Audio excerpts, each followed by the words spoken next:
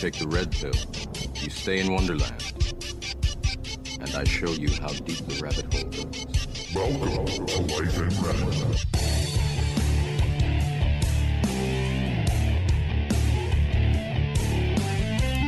Hi, everybody. Welcome to episode 22, Life in Red podcast.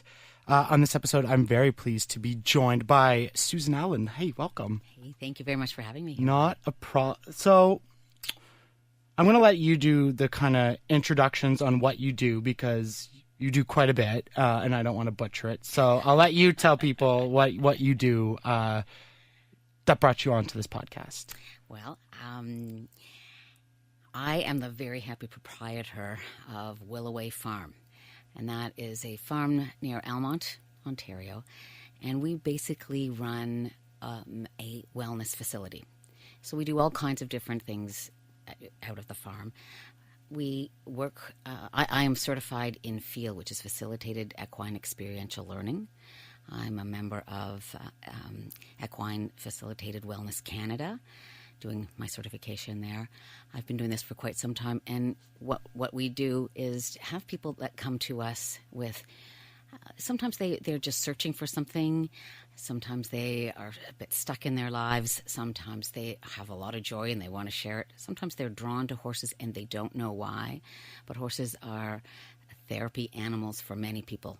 They've been horses for horses have been around for so many years, many generations, and they haven't changed very much. They are domesticated animals, but they are prey animals, and as such, they're very involved with being safe all of the time. That's the thing that they look for.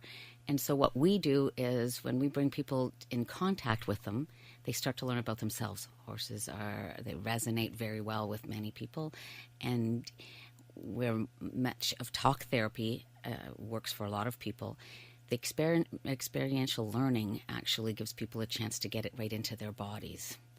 And so we give people an opportunity to come to a nice, safe environment, a safe container, and be with these nice, large animals and learn more about themselves. Yeah, there's always those people. I remember growing up as a kid, and it was usually young girls for the most part, to be honest, but they, like, I don't want to put it in a negative connotation, but they, for lack of a better term, they were obsessed with the horses. Yes. And when I think back, I'm a huge history junkie, and like history or horses and humans have such a strong bond for so many years throughout civilization, whether it was ancient times all the way through World War II, cowboys and all that thing. They were such a special bond with the person and the horse.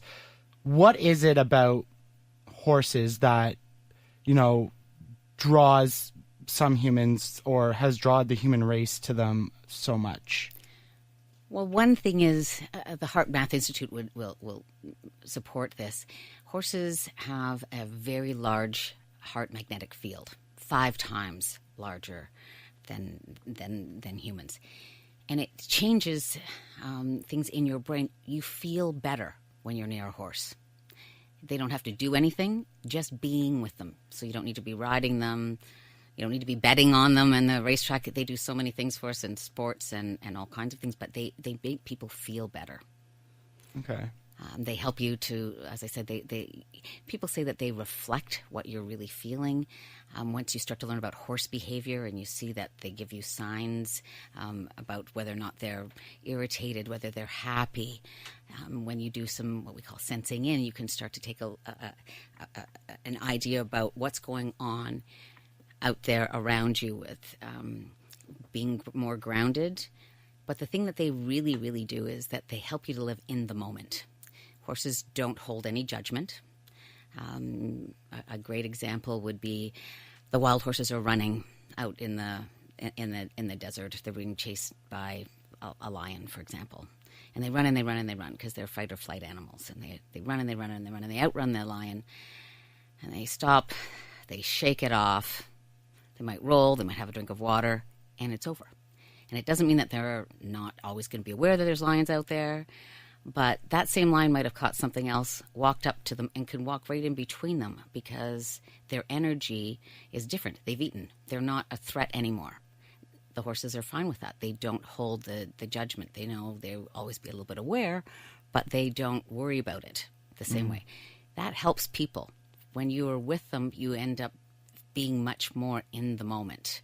Okay. If you were to go in with a horse and you're thinking about all kinds of things, you've got that crazy mind going on, the horse might read that as a bit of chaos. And they help you to actually slow down, breathe, take your time, and be right where you are in the moment. I'm thinking back to, I mean, I don't have a lot of experience with horses personally, but thinking back to some movies, and this could be totally wrong and just made for, entertainment, but I seem to recall there's a kind of parts in some different movies where like almost horses could sense bad people, maybe they were aggressive and like the person could never ride them, anything like that. From what you've seen and experienced anyways, I'm not saying you know what the horses completely feel, but do you kind of get a sense of that, maybe that like they can really read a person's either personality or mood or adjust based on Intention. the person? Absolutely. If you see maybe on commercials or little documentaries or whatever, and you can see a young child, a baby, somebody that's potentially disabled, and a wild horse won't do anything to them. This unbroken, bucking, crazy thing that you see before wouldn't let somebody go near, but won't hurt a child. They're congruent. They're honest. They are the same as they are all the time. And horses can sense that. They're not afraid. Where maybe you've gone on a trail ride, for example, and people always have bad stories about, oh, this horse that took off, it bucked me, it was just... When you think about that, you're a predator, for the most part, to the horse. You're getting on their back. And you might be, but not being gender specific, but macho. You're not going to let anyone know that you're afraid. But inside, your heart's beating like crazy. Or you're really holding your breath, as a predator will do before it attacks. And the horse, it just makes them nervous. They don't want to be near that. They can't read you. But horses do a thing called like licking and chewing, a kind of a release, which they will do. And you'll find that when you're talking, even though they can only understand 7 to 10 words, if what you're saying you believe in, you're honest, and you're saying, the horses will lick and chew and agree with you. It's fascinating to watch, and people get that kind of feedback. They also get the same feedback when they're not. They've been unable to be honest with themselves, and the horses can read that as a bit of a confusion. And people that work with them end up learning different skills about how to bring out what they really intend. Sometimes they don't know it till they start talking about it. So, like you said off the top, you're owner and founder of Willaway Farms. I bought Willaway about 16 years ago. Okay. It was called Willaway Farm. The woman I bought it for had just lost her daughter, who was 49 at the time. And she and I have adopted each other. She's my adopted mother. She's about to be 99 years old and a massive go-getter. Very supportive of where we've been going with the farm. It's a boarding farm. Although we don't have a huge amount of boarders, everyone that boards at our farm is somewhat involved in bringing this wellness out to people. We had the therapeutic ride work out of our property for about 4 years. They got a grant and moved to a different address. But we learned a lot in that way about the difference that horses can make to that type of demographic. It's been fantastic. So yes, when I bought it, I had no intention ever of becoming a barn owner. My eldest daughter was riding at the time and very serious, and I couldn't afford to board horses at the place that she was at. And I thought, I'll have someone else run it. And I'd never owned a horse myself. I fell in love with horses. That obsessed little girl you were talking about when I was quite young. My father had MS. And I got a lot of comfort without knowing why or any of the scientific background. I just knew I felt better when I was near the horses. At that time, it was a place you might recognize, Silver Spring Farm, which is just going into Bell's Corners off Richmond Road. And it used to be what they would say was run for the mentally retarded. And lots of them, people worked in the barns, and they had a small lesson program. And it was a wonderful learning place. But what I really got out of it was knowing how healing those horses were. Fast forward a number of years, I became very obsessed with horses. I learned how to show and how to do training. I worked at Royal Farm when Ian Miller was there. Then I became an eventer. Then when my daughter started to ride, I became a judge and a technical delegate, and I learned about safety and all kinds of things. But it never felt completely right for me, because we had a different idea about horses. They were tools to us, and that's how I understood them. When I started taking some trainings, I realized, the magical properties of horses they're such a gift to people. And so I kept taking courses, and I realized my farm would be perfect. I was so lucky to get this farm, and it has such a wonderful energy. Horses are very energetic creatures. And so I just knew that it would be able to help a lot of people. So I started taking certifications so that I would be able to find other people to come and share what I had with others. And over time, I discovered that I was pretty good at it myself. And the horses started speaking to me and saying, stop that, we call it the itty-bitty shitty committee that goes on in your head telling you can't do things, you can't do things. And the horses helped me to step into your power, shine your light, be able to share for myself. I became a yoga instructor.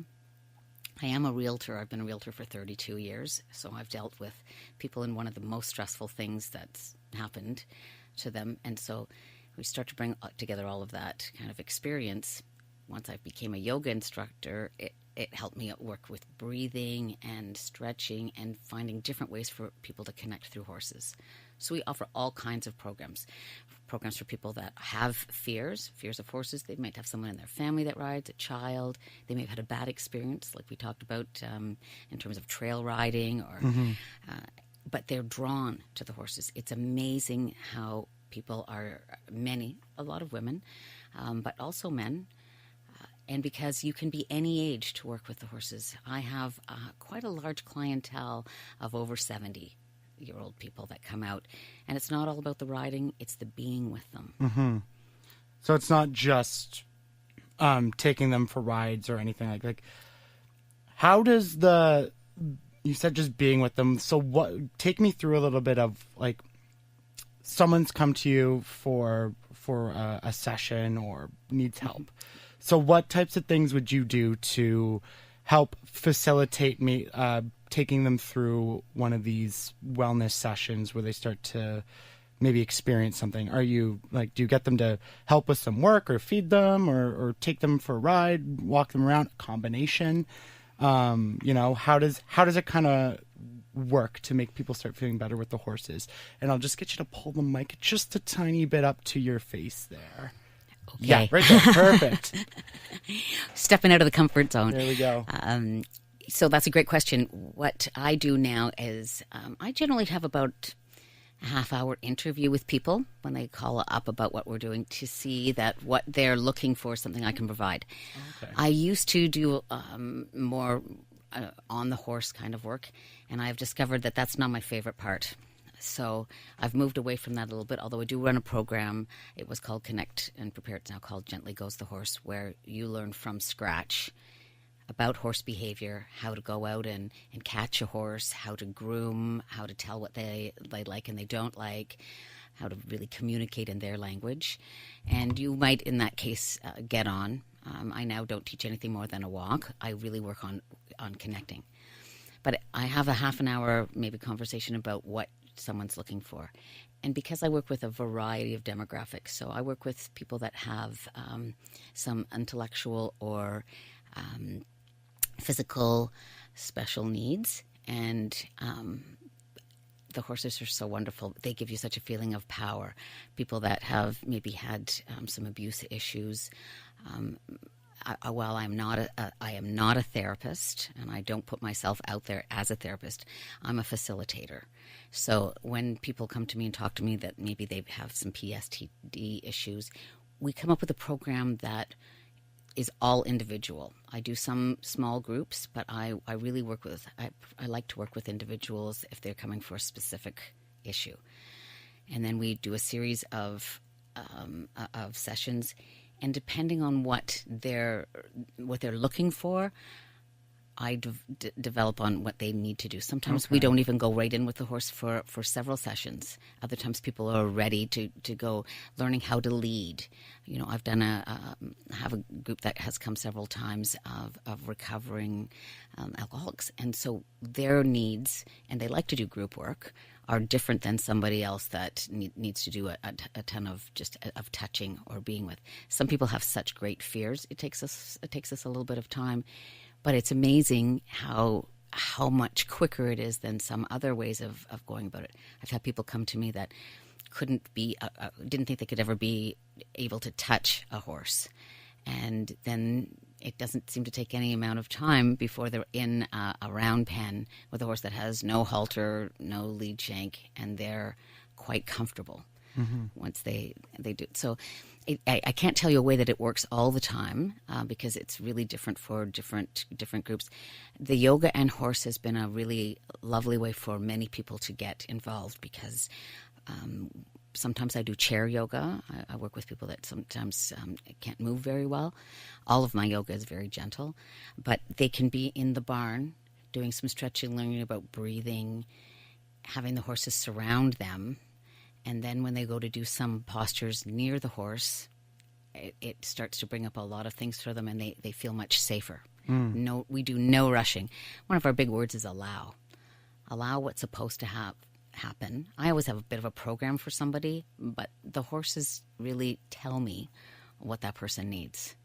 And if I let them do it, use my intuition to help other people learn how to use their intuition, all through the horse's help, it goes a lot faster than me thinking it should be exactly one way. I remember when I was growing up, one of my younger brothers had sort of, I'm not sure what his diagnosis was, but I know he had trouble speaking for a while and picking up speaking to people. So I remember him going to, I want to say it was the therapeutic ride, but it was some sort of, he would go and spend time learning how to ride the horses, and somehow it was supposed to help him. And do you feel it did? Speak. I'm like, I was really young. I mean, Right. I was like 4 or 5. So I remember vividly riding a horse one time. They let me do that. So, I mean, my brother can talk now. So Okay, how does that work? How does that work? Exactly, right? Like how... If you know what, this whole social media thing is so fascinating. You know, if you start to even Google just a little bit, it's amazing the stories that come up about how horses are helping. There's a big difference. I'm just going to interject this. Horses and dogs are very similar in lots of ways about how people love them and are attracted to them. But dogs are predators and horses are not. And that really does make a really big difference to how people feel about them without even knowing why, and how horses can help you. So if you were to go on social media and you start to Google, you know, how do horses help people, you will start to see videos from all over how there's horses that can go into a hospital and they can search out a person who may be dying and how they can have that person who might have not been able to speak somehow be able to become a little bit more verbal. You can see people that are children. It's a really big help for a lot of people that have autism. For some reason, the safety, the feeling that they get, the connection, that heart connection, allows them to somehow calm down often and be able to speak. I mean, they're not... I would never say to people, you can expect to have a miracle. That's not practical. But I've had clients that have had things happen to them that have been miraculous in my mind. I've had people that have come with cancer where they're very nervous about their next steps, and I've watched all the horses lie down and release. All horses poop and fart, but when you see 5 horses all lying down at the same time and doing nothing but farting, releasing, and the person that's there feels a release, that is, you can't make that happen. It just does. I've had another lady that we were just doing yoga horse and tea, and the horse started nibbling on her head, and we were watching, and she said to me after it, yes, I'd had a severe problem in her head a few years ago. She was on pain meds all the time. The horse went right to where it was, and she had weeks of feeling great afterwards. Are they healers? There is an aspect for sure of healing. They help us to heal ourselves, and they do something often for people that, people that have problems like being nonverbal. For some reason, they do let them come out. Mm-hmm. Yeah, it reminds me of the conversation I had on episode 20 with Jen and energy and how that all kind of works. So I know you two know each other, which is great. Is there sort of like a relation into that where like huge? Yeah, so huge. It's a lot about what the horse does read your energy. There's no question. And so I've been saying it's about being a preyed upon animal, and that's just the easy way for people to understand, because sometimes talking about energy, people are not quite ready to understand it in that way. But in my belief system, it is a huge difference. We can tell on the farm when something really shifts the energy, or the horses behave differently.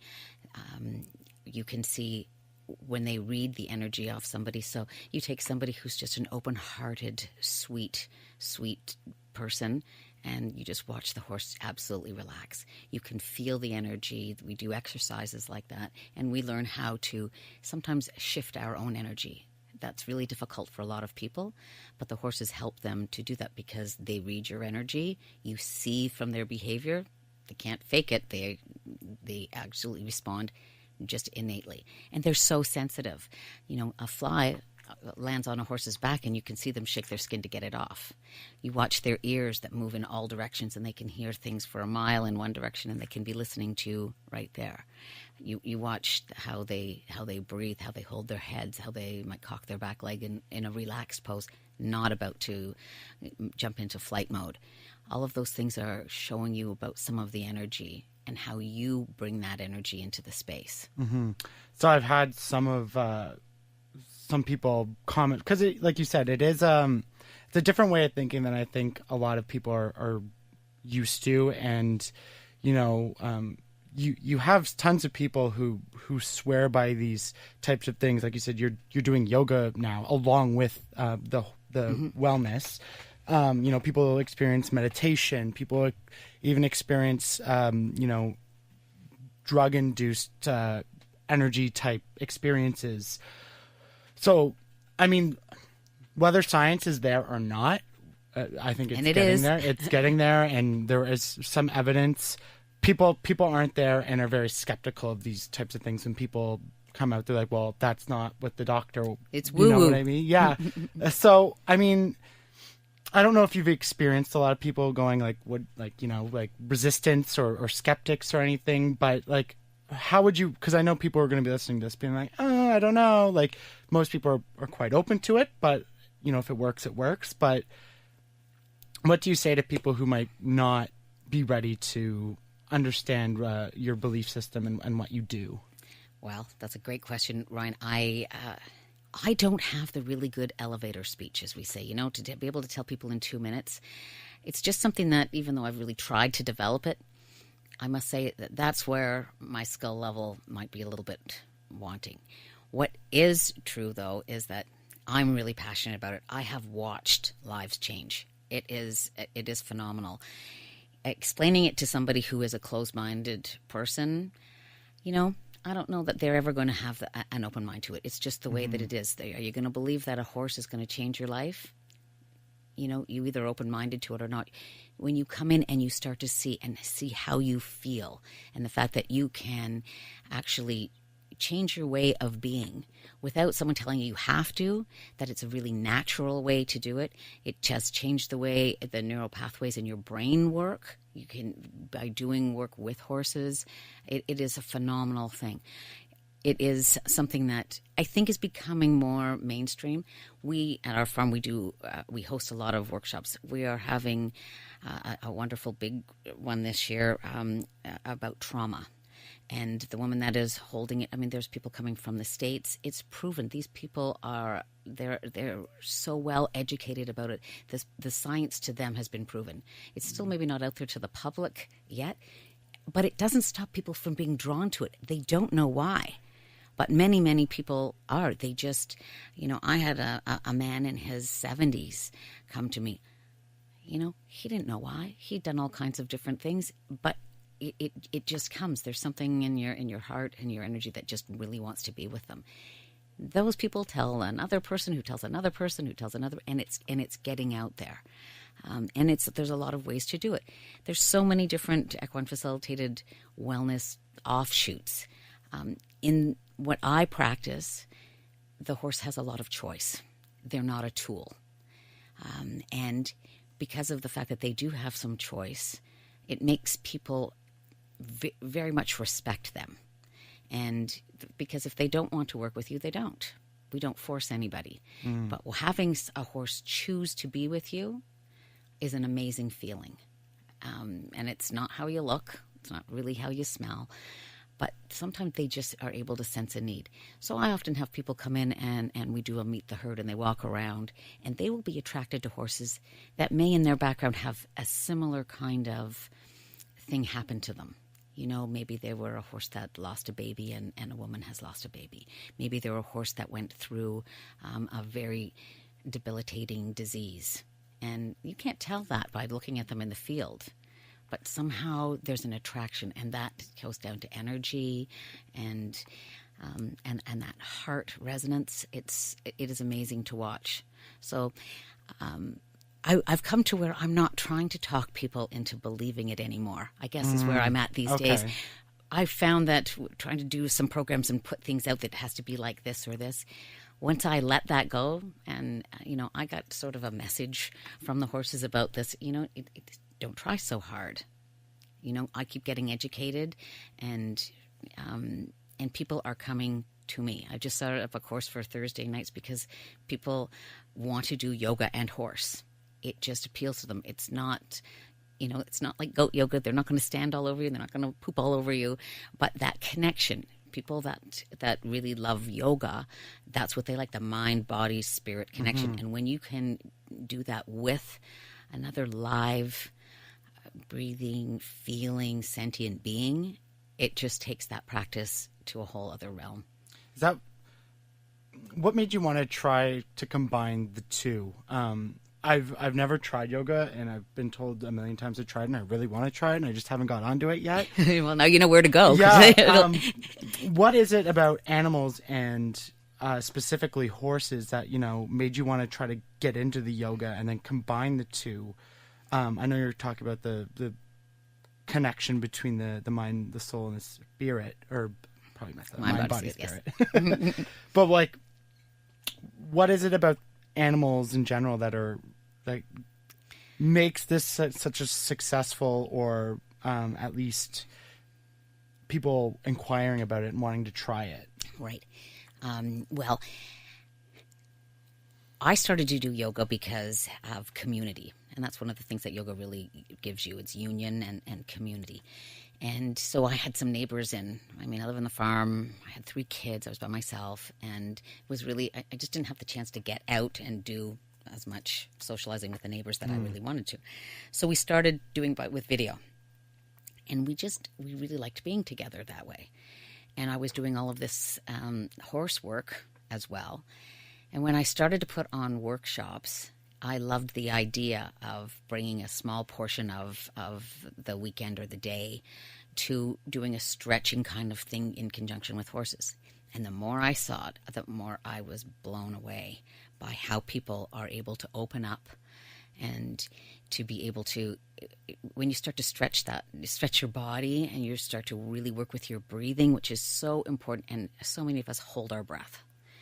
And so you've practiced with yoga. And if you really hold your breath around a horse, they let you know it's not fun. When you're doing yoga next to a horse and you start to see the changes in their body and how they start to relax, how if you're doing poses that you're touching them, how they move and shift to where it feels comfortable for them. And you really start to notice how another sentient being is responding to you and to your energy. And yoga is a really easy way to do it because in most yoga, it's not a lot of talking. Mm-hmm. It's really about being and starting to connect with yourself. I teach a few classes a week where the horses aren't involved, and there's lots of talking in those classes. But the reason many people really like the classes that I do there is because the energy and the surrounding area is full of good energy with the horses. Okay. Tranquil and, But we do a lot of laughing. Again, the word is coming up for me about community and union. And so it's so supportive. When you do it right next to a horse or close to a horse, there's a support and a safe container to really try to do it for yourself. You're not doing it to impress anyone. You don't have to wear nice clothes. You don't have to be thin. You don't even have to be agile. You end up doing the best that you can be, and the horse seems to support that. So when I started doing yoga, it wasn't about doing it with horses at all. It just started to sort of coalesce, as a lot of things do. And your pathway, you're going down this path, you go down that path or whatever, and then all of a sudden you come to a bit of a fork in the road, and all of those things that you were learning come together, and it's like, wow, this has all taught me how to go down that path. And so all of the different things I've done with horses, the things I've taken mindfulness courses, and I'm not, what we would say, as we said earlier, like a woo-woo person. I'm a yoga teacher that loves her wine, and you know what? And I'm not a vegan, and I'm not what you would look at as a poster girl for yoga. Mm-hmm. But I've discovered that I'm quite good at it because I really can give people individual attentions even in a group. And that's what the horses do. So it's double and triple more. Yoga can be a very emotional thing. There's poses and there's things that happen that people will just start to cry. They don't even really realize why. And horses are like that too. They can also bring great joy, as yoga can too. You can do, the breath of joy is a great thing that we do in yoga and in some of the mindfulness things. And people they love it. Now, when you're with a horse, you seem to settle down into yourself, and that just makes the whole experience so much better. What's a breath of joy? I'd show you, but that's like a move. It's just a move. It's just a move. Yeah, and it is all about breathing. Okay. It's leaning down and inhaling, and then opening wide and inhaling, and then reaching up and inhaling, and then letting everything go. So, is that a posture that you see on on any of these posters for yoga? No, but it really it adds to our yoga. Now, I have to say that my yoga practice that I work with people is always different. I do some ball yoga. I bring in a lot of things that I've gotten from physiotherapists. Okay. I bring in a lot of stretching, a lot of mindfulness. We take time at the end. It's called Shavasana in yoga, and it's a restorative kind of pose. And as we come out of that, the majority of the time, the people think of 3 things they're grateful for. And even if you're having a wretched day, and we all do have a day that just seems to be really hard, when you start to think about things that you're grateful for, it changes that brain chemistry, and things get better. And I feel a lot that when you do that and you're doing it with a horse at the same time, it's a little bit miraculous. Mm-hmm. I want to take it back a little bit because I know you said you got into the love of horses because your father had MS. Yes. So what type of things do you remember experiencing? Like, for someone who's never seen a horse, what are some of the things that you felt personally that made you so drawn to this animal? I was very fortunate in that when I started at Silver Spring, I was allowed to have 1 set of lessons. And after that, I begged, borrowed, worked for more. And I was able to ride a horse that was owned, a pony, who was blind in one eye and not particularly attractive, but could jump the moon. And he at one point got hurt, and it didn't make any difference to me. It really taught me it didn't matter what he could do for me. He didn't have to be just an animal I could ride on, but that I could put my arms around him and sob my guts out. And he didn't pull away from me. He let me release things that, there was growing up with a parent who's really ill and watching, a mom struggle basically as a single mom who's married but not married. And I was the only girl I knew that was like that. We were very much more open now. I'm 57 years old. And so if you picture being 12 years old, it was a time of people teasing. I had a bad self-image. The horses, without me knowing anything about it, just really reinforced the fact that, I was a good person. And I could release all kinds of sad things to them, and they would always be there. Didn't matter if I was crying, didn't matter if I was happy, as long as I was really honest. If you fast forward a number of years, I went to a course that someone had just invited me to, and it was a 4-day course put on by a group that is now called Equine Facilitated Wellness Canada. And when they started showing some of the scientific proof about what horses do for people, I was shocked. I thought I made it up. I mean, I'm not a big one. I'm a techno peasant. I can do all my work that I have to do on a computer, but I'm not one of these people that just likes to look that stuff up. When I started to do a little bit of research into it, it was just shocking about how they helped in so many different ways. And when I moved to the farm, I didn't even have a horse. I'd never owned my own horse. I'd always ridden for other people. And slowly, I now have several of my own. And it's just turned out that through different reasons, I have horses that 2 of my horses have lost the sight in one eye. It's just a reoccurring kind of thing. My boyfriend only sees out of one eye. I have a cat that only sees out of one eye. And there's a lot of things people are going to say about that third eye and in your chakras. But I have found that horses have been coming to me that have some special needs, and what they give to people is phenomenal. And so, I think trying to answer a question about what exactly is the big draw, I think it's that heart resonance, that feeling of acceptance, being with a completely non-judgmental sentient being is. We don't have a lot of that in our culture. Everything is so fast now. We're inundated with bad news because it's instantaneous. Someone's got a cell phone and they're sending us, bad news from around the world in seconds. I really wish they'd enjoy that fast, and they are. It's coming that way, and I think that the work that with animals and the animal therapies are helping, because who doesn't want to see a wonderful picture of somebody in a wheelchair that was. Just this week, my cousin in Australia sent it to me.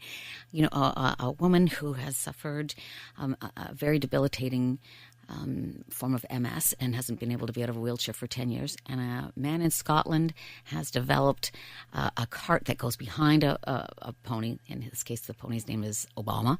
And he has taken people down through the dunes in Scotland, out to the beach, into the water. And what that woman gets out of being with that horse and having the freedom, she never thought she'd ever go to a beach again.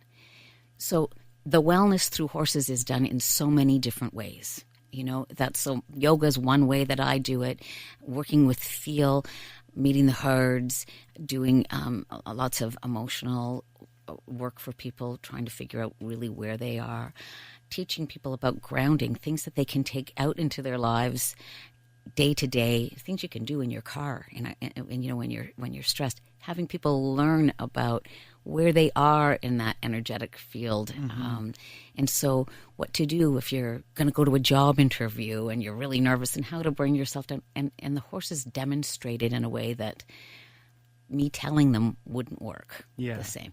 Yeah. I as you're speaking, I always love to make connections and stuff. And just speaking from personal experience, there was a time not too long ago, to be honest, where the internet was driving me mad. I was becoming obsessed with it, and I was reading these real long Twitter threads of all these people offering their opinions on certain subjects, and I would be losing myself until, my girlfriend points out to me one day. She goes, "You're really kind of like obsessed with this," and it was kind of like a, wow, like I'm talking about this a lot, Yes.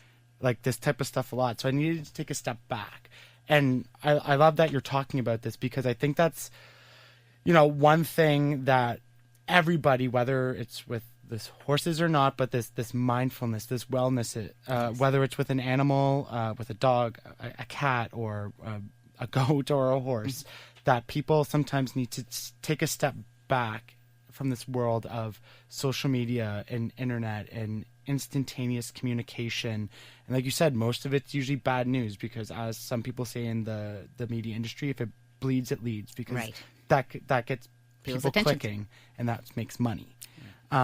So like, it's just, I would wish that everybody, whether, you wanted to look at stuff like this with an open mind, or with Jen and an open mind, to just think of it in terms of, you're just taking a step back and breathing.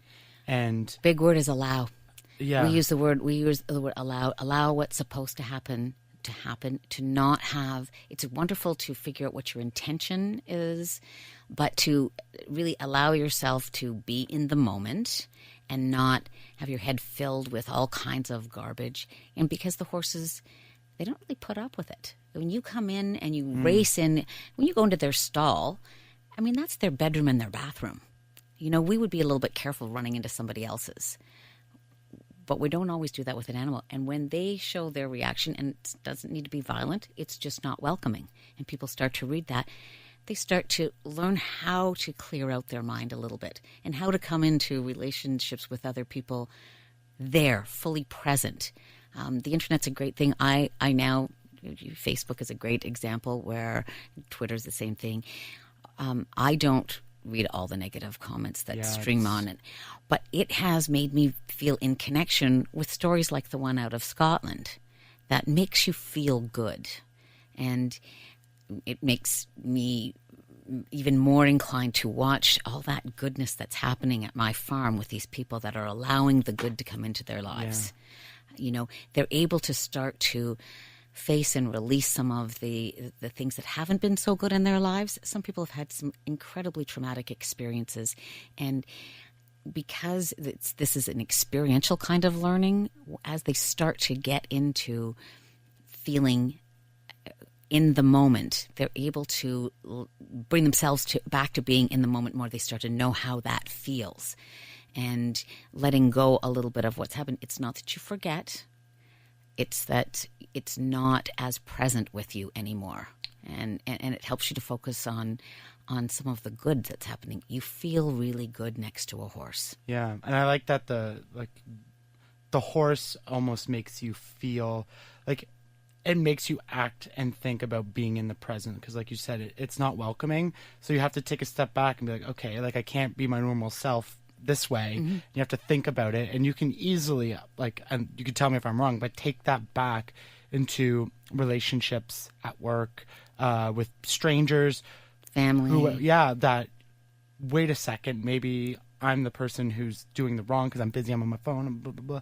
You know what I mean? It forces you to really go, okay, and think about it. And one thing that it really taught me, which was really interesting, and it partially goes to energy, but as a realtor, and I've been doing this quite a long time. There were obviously women realtors then, but maybe not quite as many.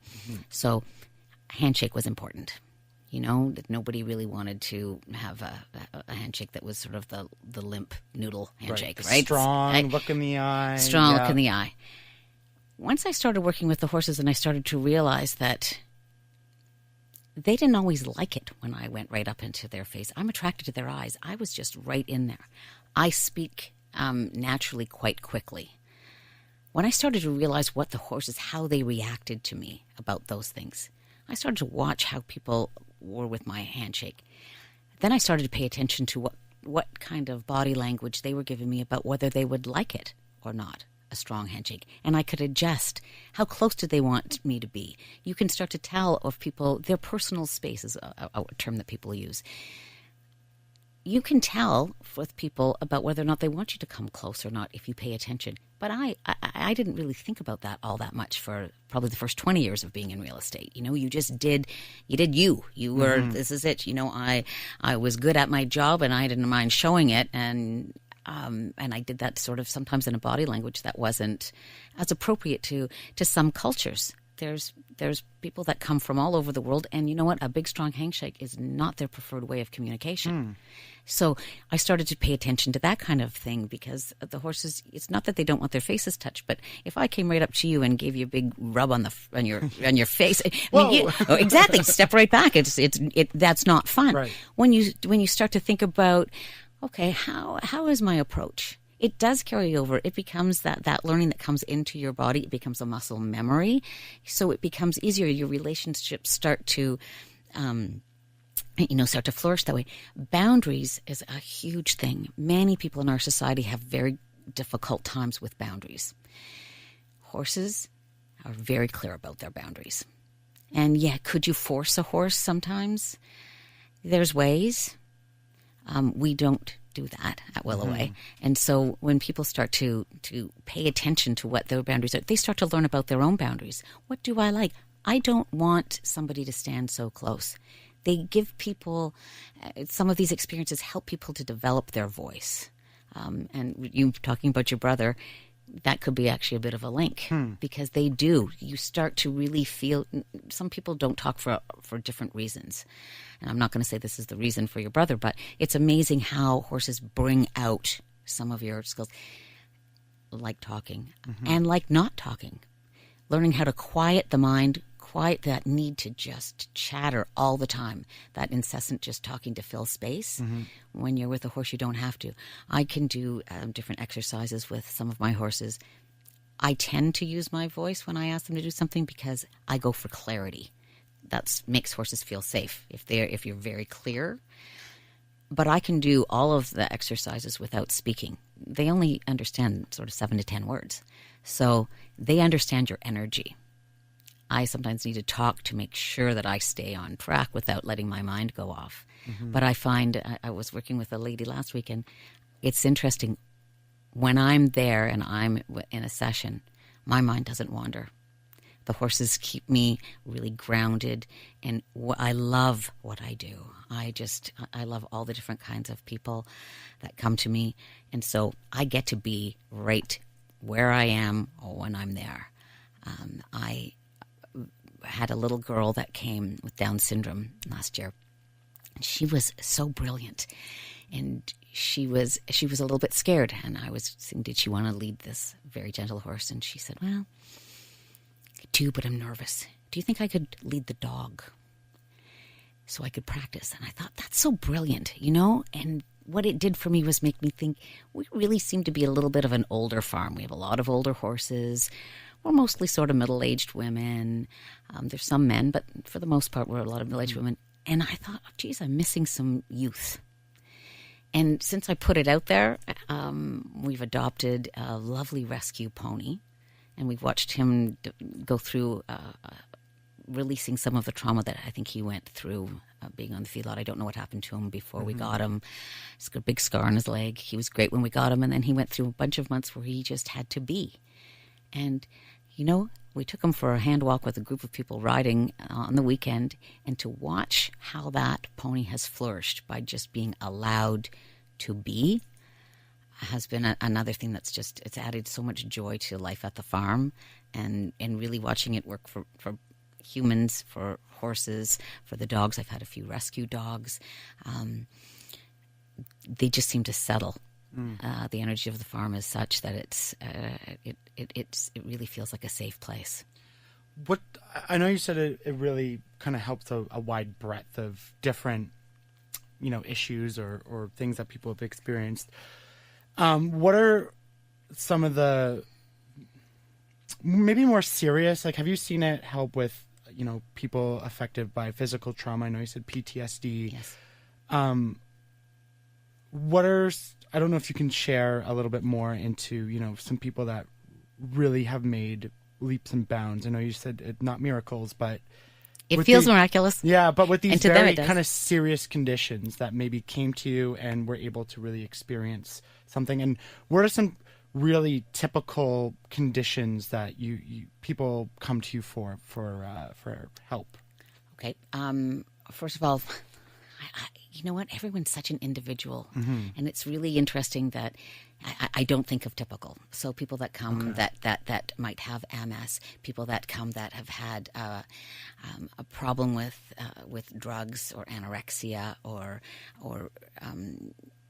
issues like that, people that have had massive fear of all animals. People that have had great loss. Grief is a really big thing. How do you deal with it? And everyone, the great thing about the horses is that they have really taught me that everybody deals differently. I know there's steps through everything that are considered more typical, but the horses don't know that. And so they're able to help me to read what someone wants. Some people say that they can hear horses and horse ancestors. That isn't a gift that I have, but for some reason the horses actually they help me to talk. They give me an idea about what somebody needs. And I've watched people that have come that were so shattered by things that have happened to them. And it comes across in physical ways, often manifests itself physically, even if it didn't start out that way. Mm-hmm.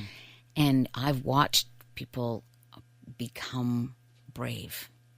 And it may not have you walk again, you know, if you're crippled, but I've watched people that have used walkers, and spending time with the horses has given them the strength to walk without them. And now they go back to them. I really don't want to put it out there that it is, I promise you, if you come to see me, you know, all of your problems are going to be not gone. Not a claim, no. It's not, it is definitely not a claim. But I have watched people that have had such fear in life, not even knowing it, because they're fairly happy and they've just been drawn to it. And all of a sudden they're able to go and try things. They want to go and participate in things that they never would have ever tried. I don't even know that about them. They come for, sometimes they don't even tell me why. I have watched people that have terminal diseases. I've watched people that have quite severe disabilities, that the joy that they get infused with by being in connection with the horses changes their whole outlook and lets them develop more wellness in their physical being. Definitely emotionally. It is, and a lot of it's fun. Mm-hmm. A lot of it is, it can be, like I don't like people to come away with the idea that everything is sad. Sometimes it's just so joyous. Mm-hmm. People that learn boundaries have more joy in their life.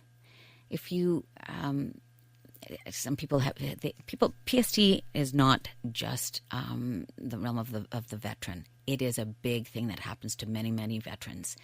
But it happens to some of their family. It happens to people that have had car accidents. I've taken courses on mental health, safety through the Royal Ottawa Hospital.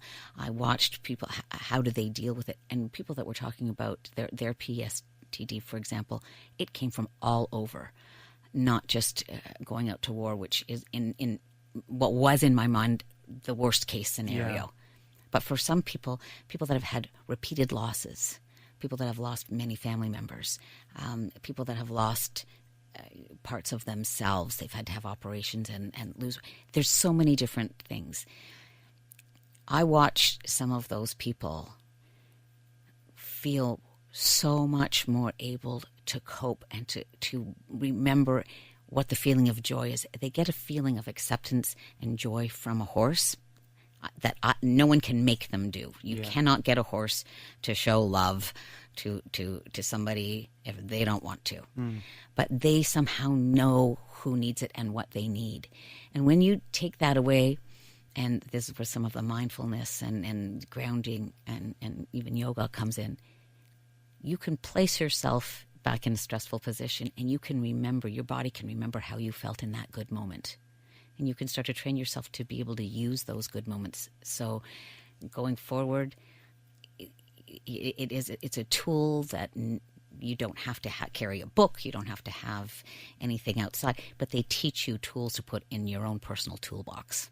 One of the things I love that you're talking about is, the mind is so incredibly complex that we, as scientists and a society and as humans, I really don't think we've tapped into, 20% of what's going on in the mind, and we've everything new every day. So when you're talking about mental health, and all that whether people think this is real or not, you've talked about all the experiences you've seen and the joy that people have brought, that really at the end of the day is, again, we do not understand what goes on in the mind, and that people are having really real experiences with this type of thing. Absolutely. And that whatever it is, my personal belief is I don't think anything can be discredited. Whether it's, as we quoted earlier, woo-woo or whatever. If it works for people, who cares? Exactly. Give it a try. If it's working for people, give it a try. If it doesn't work, then you know what? You gave it a shot, but maybe something else will work. But the thing I find truly fascinating is that, with your line of work or with Jen's or with one of the things I love watching on Instagram, so we talk about social media again, is these very positive changes in people where most of them are physically. So I know there's one, a wrestler, a Diamond Dallas Page, does this DDP yoga, and it shows people who could not walk and then can walk now and do all these exercises. Exactly. So these complete transformations, whether it's physical, through the mind, and that people just give it a try, and all this is working for them. And it just truly amazes me that there is credible evidence that people have experienced massive change. Massive change. I mean, the people that do the riding, it does. It changes being able to sit on a horse, the way that the horse moves.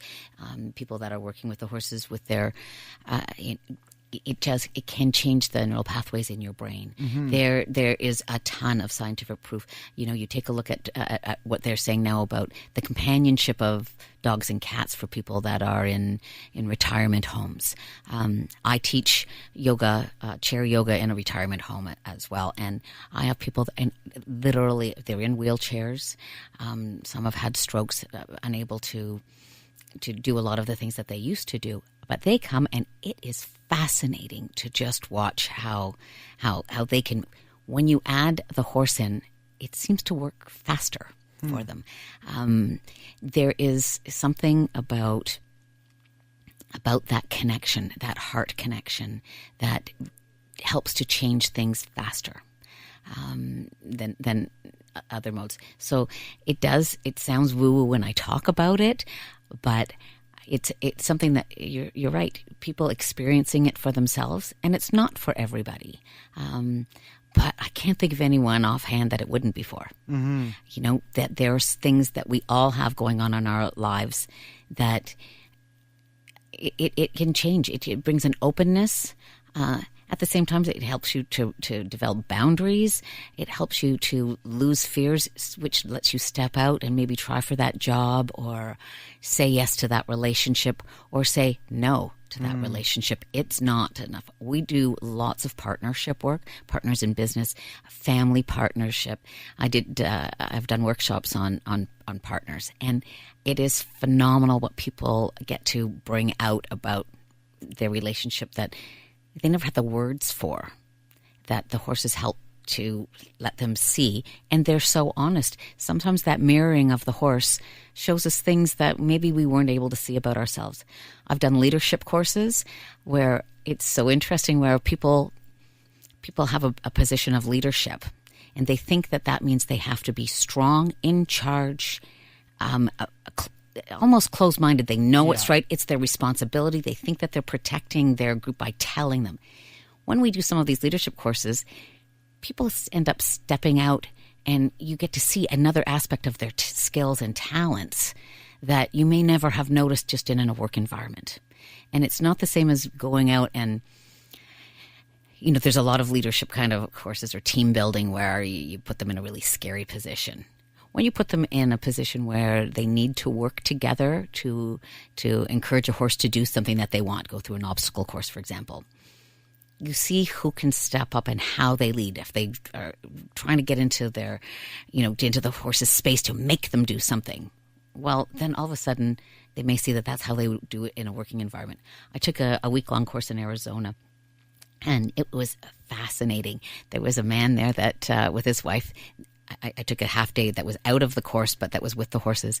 And they were just learning about horse behavior and everything. And they had a turn in the round pen with the horse. And the horse didn't move right away using their energy. And he just almost ran up to the horse to make him move. And then he stopped dead and said to his wife, whoa, I can't believe this. He said, I think I do that to people. And she said, 30 years I've been telling you that. 30 years, but I didn't have the words. The horse had it in 1 minute. It just really allows you to see who you are, that how other people see you, and it affects change much, much quicker. And it also gives you, the kudos that sometimes we need. How people that feel a bit unlovable, or that because of a disability that they might have don't feel as good as, and then you see that horse choose you, and that you can get a horse to move where you want it to move without using any kind of force at all. It teaches you to communicate better with other people and really communicate with yourself. Mm-hmm. I know you have all these positive stories, and I can tell you love it, very passionate. But, I mean, you deal with a lot of difficult situations. Is it hard on you? Like, do you feel a toll, like, hearing about all these different people? Or is it just because, like, you just kind of know this might work for them, that it's easy to just, or is it the horses that help? That is such an interesting question, because I have discovered that I'm an empath, and I feel things very sensitively, and it caused me a lot of problems for many years. In order to do this is why I didn't want to do the work at the beginning. Things were too sad. Mm-hmm. If you have a stomach ache, I get a stomach ache. If you're really nervous, I sometimes I don't know why, all of a sudden, I'll get a headache, and then the person will say to me, I have a headache. So learning to be able to step away from that has been a really long process. The horses have really helped me to understand that everyone has their own experiences, and I can feel compassionate towards yours. But I have learned to be still empathetic, but I'm not taking it on as my own. When you come and work at Willaway, I've got Kleenex all over the place. If you go to cry, you know what? Sometimes you have to have that release. I've had people that have never cried, and all of a sudden they're able to cry. I've had people that find it hard to show joy, and they're able to do it. I try to let them have their own experience. I'm a very big hugger. That's just my nature. I now tell most of my clients, I will always have a hug for you, but I'm not going to force one on you. You give me the clue that you want one or you need one, and sometimes they do and sometimes they don't. And that's the same with the horse. You don't throw yourself at the horse. You open yourself up, and often the horse will come in and put its head on your shoulder or rub on you or smell you all over. For me, I used to take all of these sad stories. An example would be when 9/11 happened.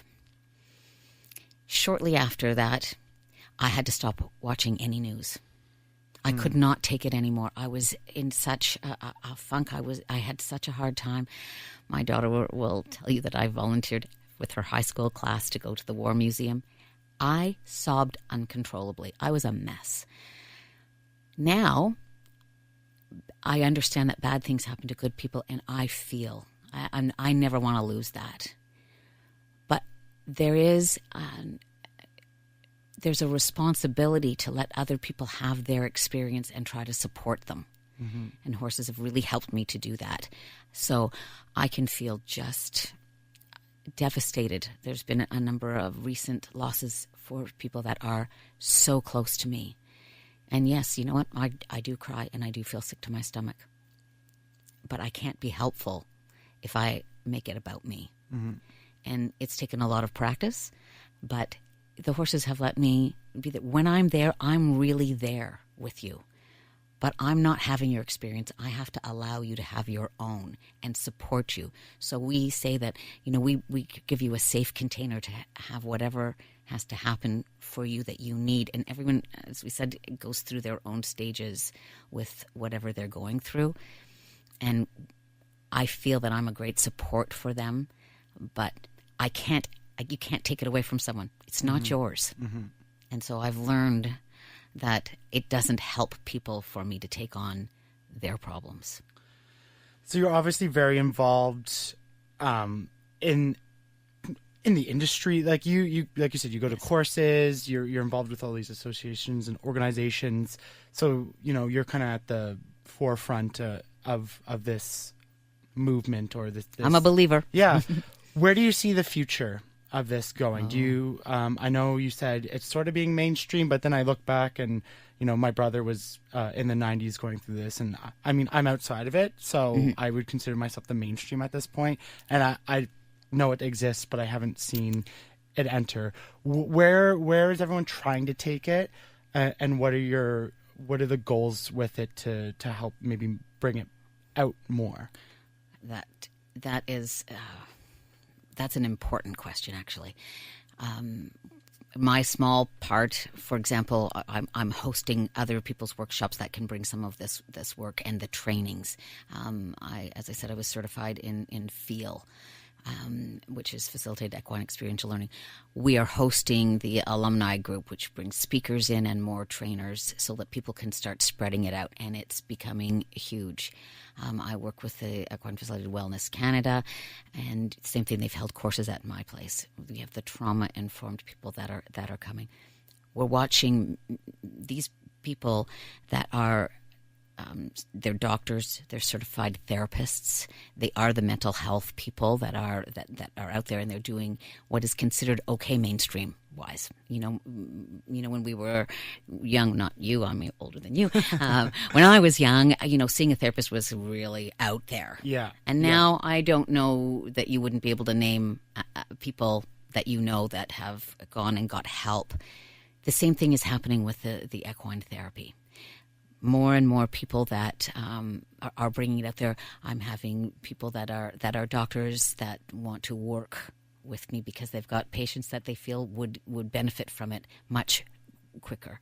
The internet in that way is a help because when you pay attention to the good news stories, it's out there. People are seeing in Europe, it's a really, really big thing. Australia, many countries. The amount of money that the United States, who treats their veterans a little bit differently than we sadly treat ours, put many millions, hundreds of millions of dollars into facilities working with horses. The prison systems are using this method to help their prisoners be able to again, maybe get over past traumas. Look what is really out there that they can learn about themselves and develop boundaries, be able to make good decisions. Rehabilitate. Really rehabilitate. And that's the thing about it. Horses really, really do in all of those ways when you start to be open to it. So, you know what? The average prisoner may not be as open to it at the beginning, but they may only do it so that they can get out of kitchen duty. And you start to watch some of the videos about how it's changed people's lives. Veterans that really had a difficult time not having major trigger things that just send them off, start to learn how to self-regulate as they watch horses learn how to self-regulate, how to communicate, how to share feelings. So the way that I see it going forward into the future is in a really big way. It won't be for everyone. It might be better for you to have a dog or a goldfish, but that being able to connect with a non-judgmental. I mean, people just are. You know what? We've all grown up on our past experiences, and we try, and the horses help us learn not to be. And so because of that, I think it's going to be something that eventually your doctor's going to be able to give you a prescription for it. I have doctors right now. I have doctors that are now sending their patients to me. I have family members that are having their relatives, their nieces, their nephews, kids that are going through very difficult times. Bullying's a big thing, where they don't fit in. Lots of adolescent groups, how to get through that really tough hormonal change for people. People that are getting divorced or have kids that are having to go through that. It's amazing that they're starting to get referred to people like me that are able to give them a safe place to go through what they're going through, figure out how they want to go forward, and being able to. And you know what? They go out and they help other people. For the most part, it's an incredibly giving kind of thing, and I think that's what's going to make the equine facilitated wellness just expand exponentially, in ways that maybe I can't even imagine. There's now universities that are teaching it. You can get degrees in it, so all in different kinds of things that are in the related fields. Wow. It's a theme I've talked about on the podcast before, but we as humans in a society right now are incredibly non-reflective on ourselves, that we'll project ourselves to other people and project our beliefs and our ways and what we think is right. But so many of us won't stop and go, like, how am I being perceived? So that I'm glad that you could come on and kind of give an avenue that maybe people can explore if they feel it's right for them to experience that moment of self-reflection and be self-critical and learn about yourself and take that moment to, instead of talking, maybe listening to yourself. So we are hosting the Feel alumni group for a big one, and our theme is listening to whispers this year, and that is a lot of it. When you said you might need to almost be self-critical, also self-loving. Yeah, what you need, because we all need different things. We come across different ways to different people. Being able to see how we do come across, we tend to tune out people's voices. We just hear them all the time. So, that man and that woman's been nagging for 30 years. You're in people's faces. When he saw it from a horse, it resonated deeply. Wow. That's what I do. He's been told forever. So that way it's so interesting. We really learning about our gifts, that sometimes we didn't know we had. And that's just a beautiful thing that I've found the horses keep giving. It's really, that miraculous feeling of watching somebody. It's like that light bulb goes on and they realize that they have talents that they never, ever thought to explore. How does a horse tell you that? Well, you have to come and see. Because I love it. So Willaway Farm, Elmont, Ontario. That's right. So for all my where there's a will, there's a way. Oh, I love it. Is that the tagline? It is. And you know what? When I bought the farm, just a quick aside, the lovely woman that had it before me that sadly passed away, when she bought it, their last name was Willis. So they were kind of incorporating a name. And so she decided to call it Willaway because she thought of it as while away the hours. And because the darling woman, that Val Willis, who has written a few books and very interesting woman, look her up. I felt that I couldn't change the name. When I got the farm, I thought I got to have my own. And then I thought, I'm not taking this away from her. But how is it going to work for me? And I thought of it as, well, where there's a will, there's a way to pay the mortgage, because it was vastly more than I ever thought I would take on. And then I made it my tagline in real estate. And it just resonated with people in a crazy way. And you know what? It's turned into meaning quite a lot to a lot of people. Amazing. So for those who are not in Ottawa, Ontario, I would encourage people to Google your closest equine facilitated wellness. There you go. Place. Google, Facebook. Where can people find you? Where's the easiest place to get in touch if they're www.willawayfarm.com. We have our own. That's the easiest place. But I'm on Facebook. The farm is on Facebook. Okay. I'm registered as a trainer with the Feel community, so you can look me up there. But come straight to Willaway. Take a look at some of the pictures of the beautiful horses on that you can see online. Yeah, we all need to be better, so that's why I love it. You can follow us here, Life in Red Podcast, on Facebook and Instagram, Life in Red Pod on Twitter. lifeandredpodcast.com. Susan, Allan, thank you so much for coming on. Thank you so much for having me. It's been really interesting and helping me to step out of my comfort zone. You've been First wonderful. podcast. First podcast. Thank you so much. Bye, everybody.